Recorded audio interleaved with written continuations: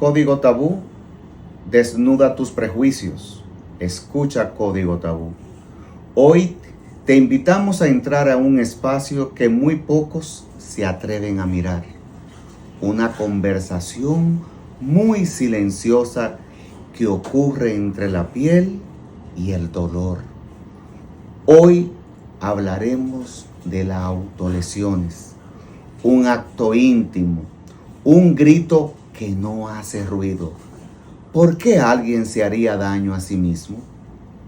¿Es un pedido de ayuda? ¿Un castigo? ¿Una forma de controlar lo incontrolable? Acompáñanos, porque lo que no se ve también duele.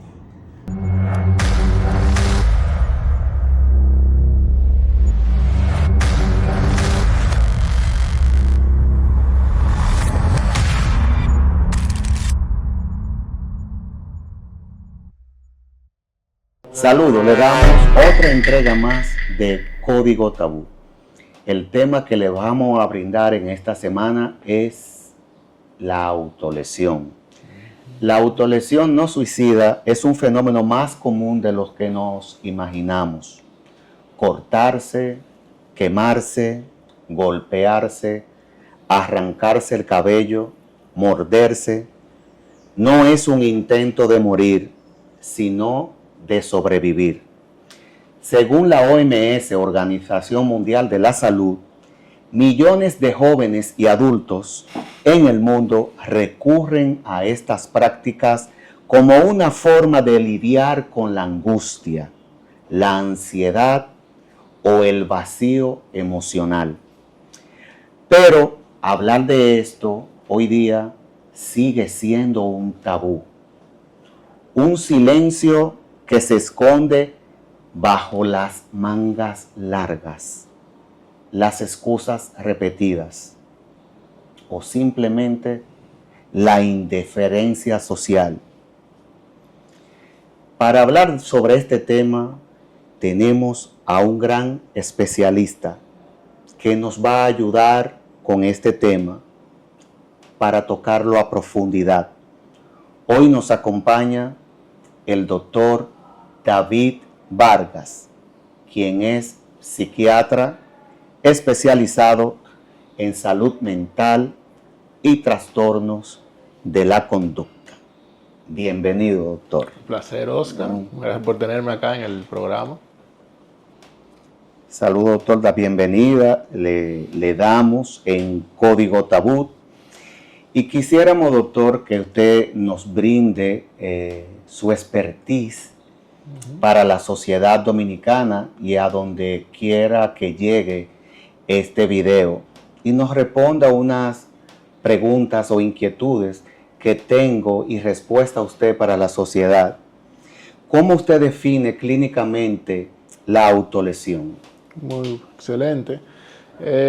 La autolesión es cualquier tipo de conducta donde uno se haga un daño físico, no importa el índole, ya sea cortante, quemante, no importa la forma, siempre y cuando no llegue a ser una conducta suicida. No es un intento suicida, es un daño físico.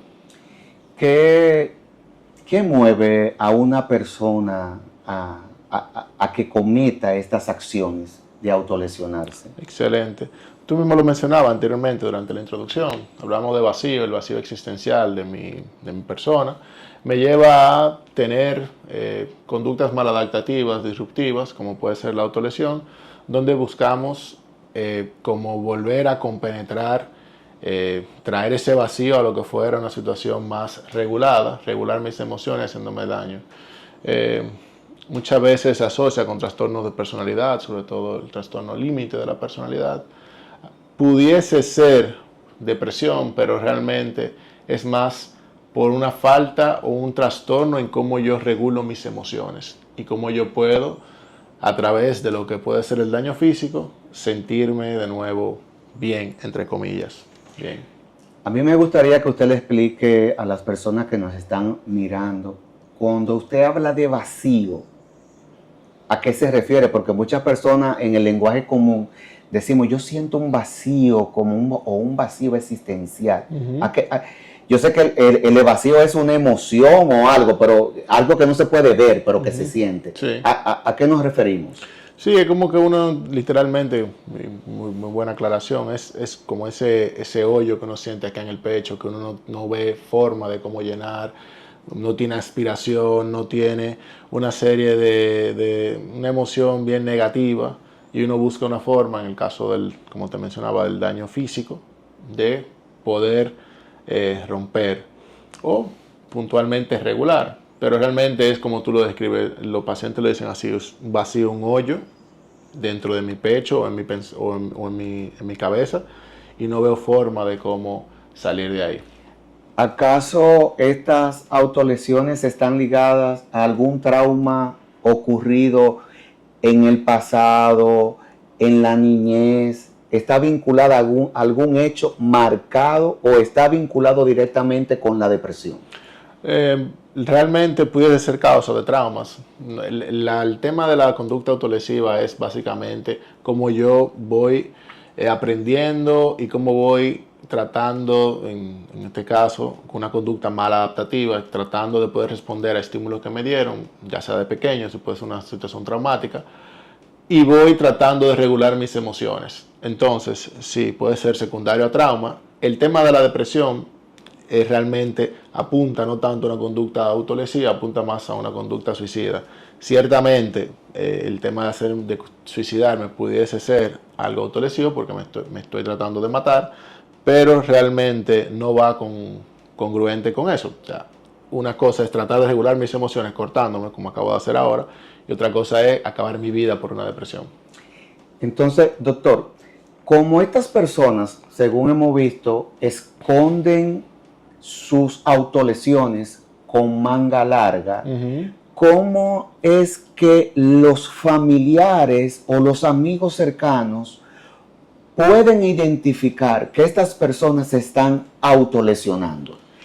Hablo en el caso de las personas que se autolesionan en la mano, pero y los que se arrancan el cabello o se muerden, porque hay personas que tú lo ves mordiéndose los labios constantemente. Sí, no, y tú hablas de mano a mano, pero hay personas que se cortan en la parte interior del muslo, en zonas que no realmente uno siempre ve, y que lo hacen puntualmente, como mencionábamos anteriormente. Cómo hacerlo es un poco complicado dependiendo la forma o el sitio donde lo estén haciendo, porque tú te puedes estar quemando literalmente zonas que nunca van a ver, ya, por ejemplo un glúteo, o sea, o lo van a ver muy raramente. Entonces, principalmente el tema del aislamiento social, personas que se van retrayendo, que tú puedes ver un cambio en su personalidad o en su forma de actuar, personas que pudiesen estar retraídas socialmente, que se aíslan, que comienzan a como apagarse, que puede ser interpretado como una depresión, pero cuando tú lo ves con la manga, lo ves con tal vez recogiendo objetos, y tú te vas fijando de que duran mucho tiempo en un sitio, que están haciendo cosas, se van literalmente como, y lo repito, retrayendo, y ahí uno puede comenzar a ver o a investigar si realmente fuera un sitio donde uno puede ver puntualmente. Pero si lo están haciendo en lugares muy escondidos, digo, en el cuerpo, o que realmente, porque tú no le vas a ver la ingle a nadie, a menos que sea una intimidad o algo, o sea realmente una preocupación importante, te lo van a poder enmascarar. Y lo del cabello. El tema del cabello, si fuera una tricomanía, por ejemplo, se arrancan el pelo, ahí se ven los baches, tú ya comienzas a investigar, lo puedes llevar al tema. Eso va a empezar seguro por un tema dermatológico, o sea, porque tiene un hoyo, una alopecia o lo que sea, y después tú lo vas viendo y llega a un tema psiquiátrico. Ok. Doctor, ¿sería el que se autolesiona, sería que quizás tendría en algún momento intentos de suicidio? ¿Hay algún vínculo entre la autolesión y suicidio? Excelente pregunta. El tema de la conducta autolesiva, muchas veces, si hablamos en un contexto de un trastorno límite de la personalidad, lo vemos más como una conducta para suicida. O sea, no es un tema que quiero culminar en suicidio, si muchas veces se hace para manipular el sistema. Por ejemplo, si yo me veo que me están cortando, comienzo a ver la sangre, y así lo ven también mis familiares, puedo crear un sistema de culpa o de remordimiento donde me llamen la atención y me cuiden y me añoñen o lo que fuera. O literalmente me validen un sentimiento o una emoción. En el punto del suicidio, donde pudiese ya culminar en eso, es verdad que muchas veces se ve que no quise que llegara a suicidio mi actuar, pero tal vez sí me pasé. Tal vez sí hice algo un poco más grosero de lo normal y puede terminar en suicidio. Pero generalmente la intención no es matarme, no es suicidarme, sino tal vez manejar el sistema. Y por mala suerte, termino en suicidio. Según su experiencia, doctor, en los años que usted tiene y su especialidad, ¿cómo se trata la conducta autolesiva en terapia? Excelente. Hay una forma de hacer terapia que se llama la terapia dialéctica conductual, que es puntualmente darle herramientas a ese paciente para poder regular sus emociones de manera sana. Hay que entender que la conducta autolesiva es: yo no puedo manejar el sentimiento de vacío, yo no puedo manejar lo que me genera la vida, y lo que hago es, para poder sentirme de nuevo, me corto. O sea, para volver al presente o sentirme con un sentimiento de no decir placer, sino de volver a la realidad, vamos a ponerlo más coloquialmente. Y la terapia dialéctica conductual puntualmente te da herramientas para tú poder regular tus emociones y no llegar a la conducta de suicida, sino darte pautas saludables con herramientas saludables o ejercicios para tú poder realizar y tú no llegar al tema de cortarte. ¿Y cuáles son los principales errores que comete la sociedad para enfrentar estos casos? El primero, la discriminación. O sea, eso, ¿qué es lo que tú estás haciendo? ¿Por qué tú haces eso? Tú estás volviendo loco, comenzando con temas peyorativos. Y obviamente desvalidando situaciones que tiene una persona. O sea, a grosso modo, cuando tú ves una persona que se está cortando, tú comienzas a hacer lo que estamos hablando anteriormente. Se va a suicidar, ¿qué es lo que tú estás haciendo? ¿Por qué tú haces eso? Y que tú comienzas a tal vez maltratarlo o no validando una situación de por qué, la causa de por qué yo estoy haciendo lo que estoy haciendo, y no tanto el resultado. Entonces, ¿qué haría uno? Bueno, vamos a sentarnos, vamos a llevarte puntualmente. Primero, a darte el espacio para que tú puedas decir lo que está pasando, pero número dos, llevarte a un psicólogo. O sea, ¿qué yo haría secundario? Vamos a llevarte a un psicólogo que trabaje este tipo de actitudes, un trastorno límite de la personalidad. Y lo recalco porque son las personas que más hacen este tipo de actitudes y más conductas. Te lleven personas que trabajen con eso, que te den el espacio para tú poder manejarte, que te den herramientas, y si fuera necesario, también psiquiatría. Obviamente, es importante porque hay que evaluar riesgo suicida, hay que hacer una serie de cosas con esos pacientes, pero yo te diría que lo peor que tú puedes hacer es comenzar a discriminar a una persona, a ningunearlo o a no validar las situaciones que están viviendo. No porque se están cortando significa que estén haciendo un show ni demás, sino hay que llevarlo, que lo evalúen, que se trabaje y darle la herramienta a esa persona para que se sienta bien, y que no se sienta tan desregulado, que no se sienta tan enojado con el mundo, con un vacío tan grande, sino poder tener relaciones adecuadas a nivel interpersonal, a nivel de tu sociedad, a nivel de tu familia, y también tú sentirte bien como persona. Doctor, se me ocurre algo así casi de último minuto, ya para casi finalizar. Las personas que se hacen tatuaje, ¿puede considerarse esto o entra dentro de los rangos de autolesión? No entra. Lo que pasa, hay vertientes dentro de lo que es el tema psicológico. En general eso no es una conducta autolesiva, tú querer tener por ejemplo un retrato o algo que te tiene valor emocional para ti. Pero hay personas que sí lo asocian con eso, que el tema del dolor se asocia con una situación de conducta o de trastorno. O de placer. Sí, pudiese ser algo de placer también, si llegamos a un tema de masoquismo o disfrutarlo, ese tipo de dolor. Pero más que eso, yo diría que es el valor emocional que tú le das a algo para que esté en tu piel. Pero sí, hay personas, psicólogos, ramas de la psicología que lo consideran como una conducta autolesiva y como hasta lo asocian con trastornos límite de la personalidad.